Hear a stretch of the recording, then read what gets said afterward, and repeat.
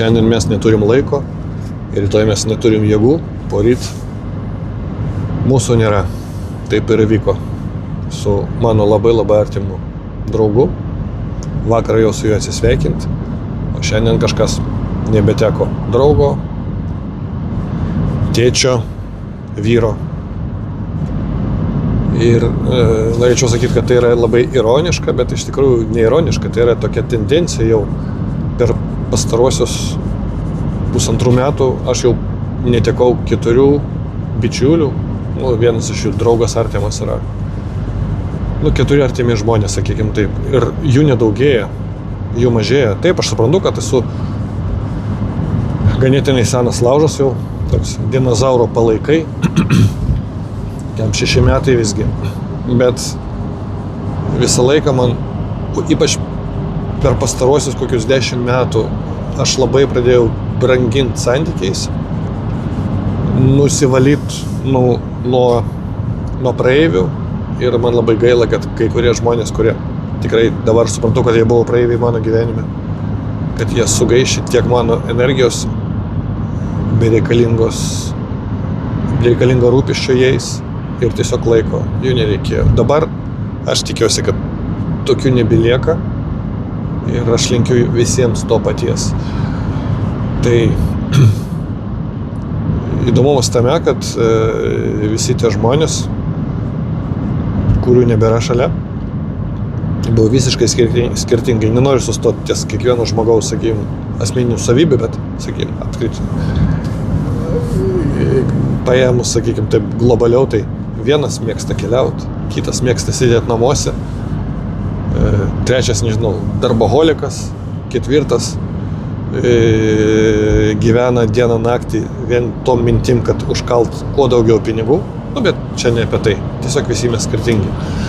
Ir vakar aš ėjau su juo atsisveikinti, nes, atsisveikinti negalima taip sakyti, bet tiesiog, kadangi šeimos nariai žinojo, kiek mes esame artimi, jisai sunkiai sirgo ir sako, ateik. Atėjau su plytelė šokolado, pasakiau jam, tuoj atsičiuchinsi, atsistosi vėl ant kojų ir suvalgysim namuose tą šokoladą su kava kartu ir gyvensi toliau.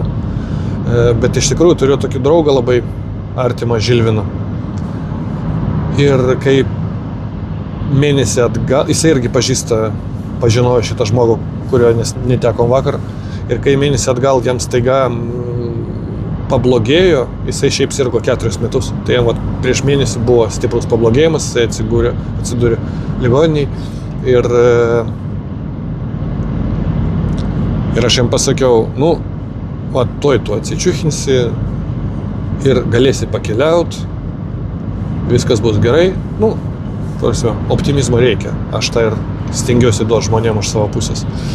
Ir mano draugas Žilvinas, jisai irgi tokio panašaus mąstymo kaip aš, jisai man kažkada buvo pasakęs, kad jeigu man būtų atskaičiuota, žinočiau, kad sergu nepagydomai ir man liko ten keli metai, sakykime, aš viską mesčiau, keliaučiau, gyvenčiau įspūdžiais ir taip toliau. Sakau, aš tikiuosi, kad dabar vėl atsistos ant kojų ir galės keliauti.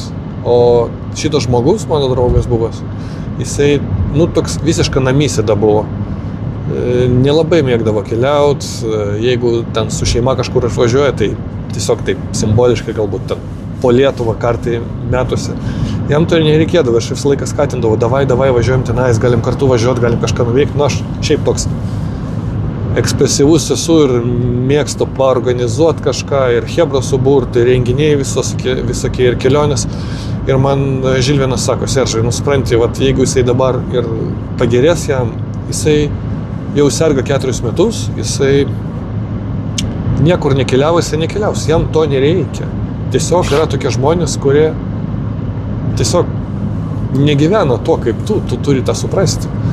Ir vakar aš pas jį atėjau, jisai buvo su deguonės kaukė, sunkiai kalbėdavo, gulėjo ant šono, atnešiau tą šokoladą, pasakiau, kad suvalgysim jį kartu, kai išeis, ir sakau, kalbu su juo, jisai kažką bando pasakyti, bet jam labai sunku, ten šnipžai kažką. Ir mane pakirto vienas momentas, jisai stiprus žmogus ganėtinai nebuvo, bet tiesiog paskutiniam tom savo akimirkom buvo visiškai ant vaistų, neturėjo jėgų, bet jėgos dar turėjo. Jisai vakar pakabino mane, taip užsikabino už mano rankos, pradėjo traukti save ir sako, aš išgirdau, kai jisai pasakė, sako, aš noriu dirbti.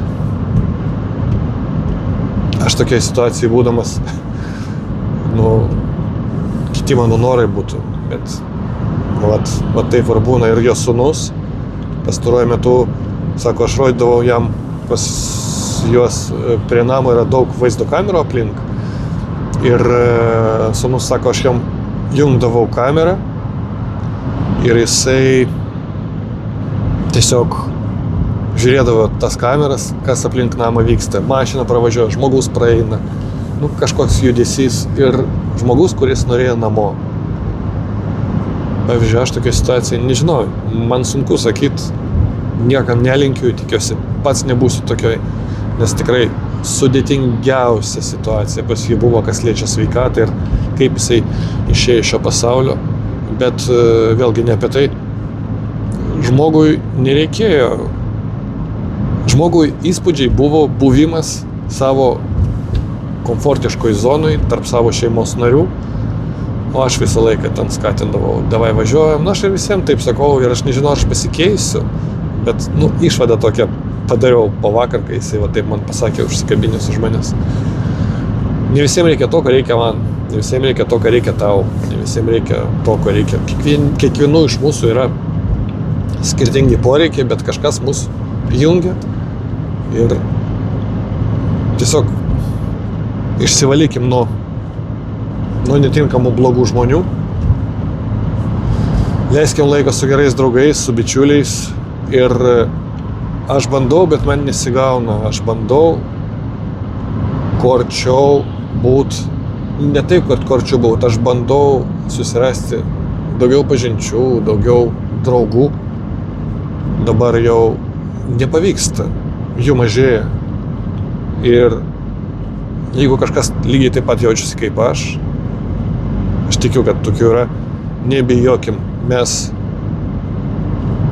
pasakyti viens kitam, kad noriu draugystės, noriu laiką kartu leisti, noriu keliauti, bendri interesai kažkokie, nes šiandien mes neturim laiko.